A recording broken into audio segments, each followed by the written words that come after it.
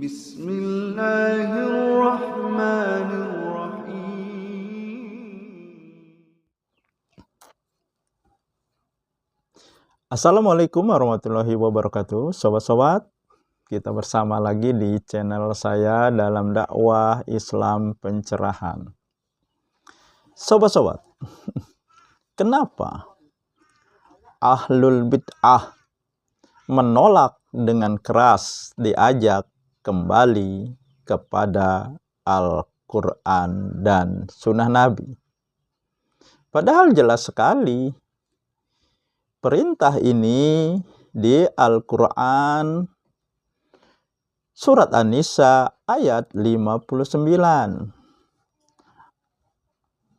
Ati'ullaha wa ati'ur rasul wa ulil amri minkum fa in tanaza'tum fi shay'in farudduhu ilallahi wa rusuli. Taati Allah, taati Rasul dan pemimpin di antara kamu. Maka jika kamu berbeda pendapat, kembalikan kepada Allah dan Rasul-Nya. Apakah perintah ini belum jelas bagi ahlul bid'ah?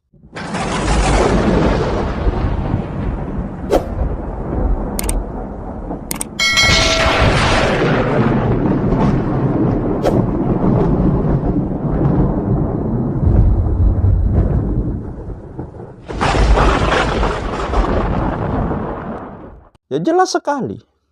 Seandainya perbedaan pendapat, perselisihan pendapat dikembalikan kepada Allah dan Rasul-Nya, maka perpecahan akan bisa diatasi.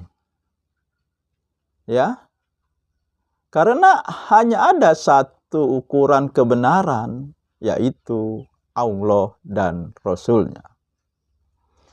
Ahlul bid'ah menolak diajak kembali kepada Al-Quran dan Sunnah Nabi dengan alasan yang naif. Mereka mengatakan dengan alasan kembali kepada Al-Quran, ternyata bukan kembali kepada Al-Quran, tetapi kepada terjemahan Al-Quran.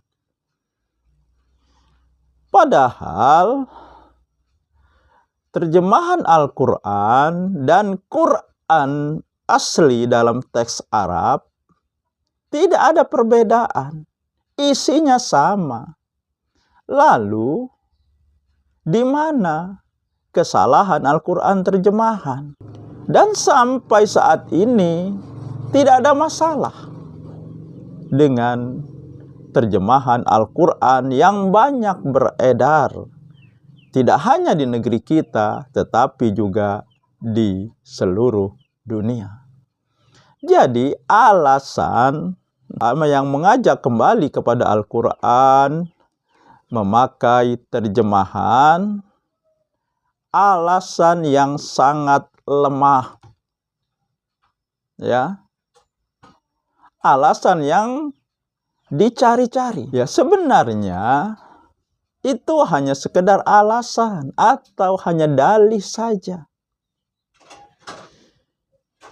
Sebenarnya kenapa mereka ahlul bid'ah menolak diajak kembali kepada Al-Quran dan Sunnah Nabi?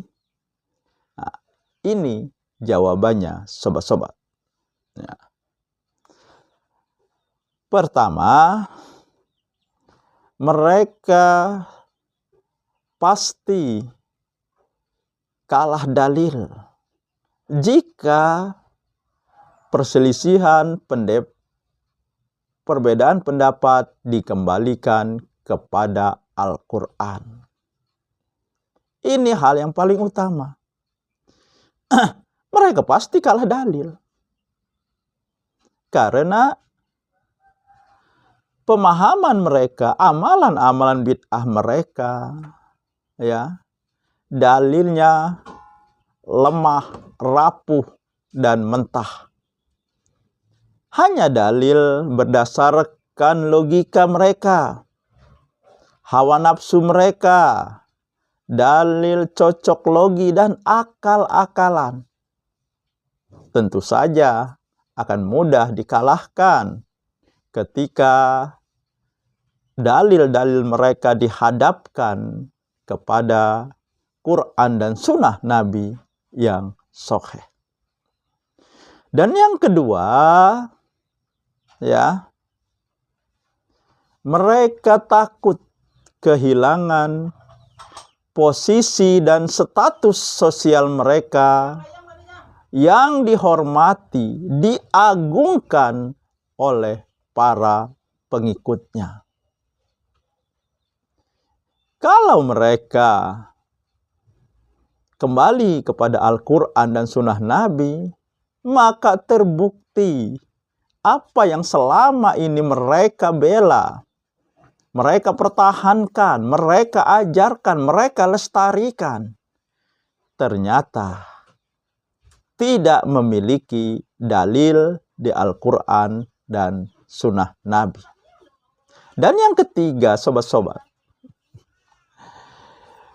keuntungan secara ekonomi akan hilang kalau mereka kembali kepada Al-Quran dan sunnah Nabi.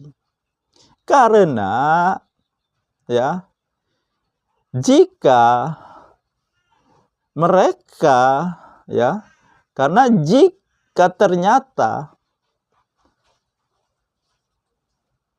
masyarakat tahu, pengikutnya tahu bahwa selama ini yang mereka lakukan tidak berdasarkan dalil Quran dan sunnah Nabi, tentu saja ya tidak ada lagi umatnya, pengikutnya akan melaksanakan amalan-amalan bid'ahnya yang tentu saja yang menyedot biaya yang tidak sedikit untuk melaksanakan amalan-amalan bid'ah tersebut. Dan sobat-sobat, kaum Quraisy menolak dakwah Rasulullah bukan karena mereka tidak percaya dengan Rasulullah, bukan mereka tidak tahu apa yang disampaikan oleh Rasulullah itu benar. Kaum Quraisy juga mengenal Allah. Kaum Quraisy juga rajin beribadah. Tetapi ya, tauhidnya, ibadahnya disusupi oleh TBC. Mereka takut kehilangan posisi, status sosial mereka yang tinggi dan kehilangan keuntungan ekonomi. Jadi sama saja ya, alasan kafirin Quraisy dengan alasan ahlul bid'ah diajak kembali kepada Al-Quran dan sunnah Nabi yang sahih. Demikian sobat-sobat, semoga ini menginspirasi dan mencerahkan. Nasrun minallahi wa fatun qarib. Wassalamualaikum warahmatullahi wabarakatuh.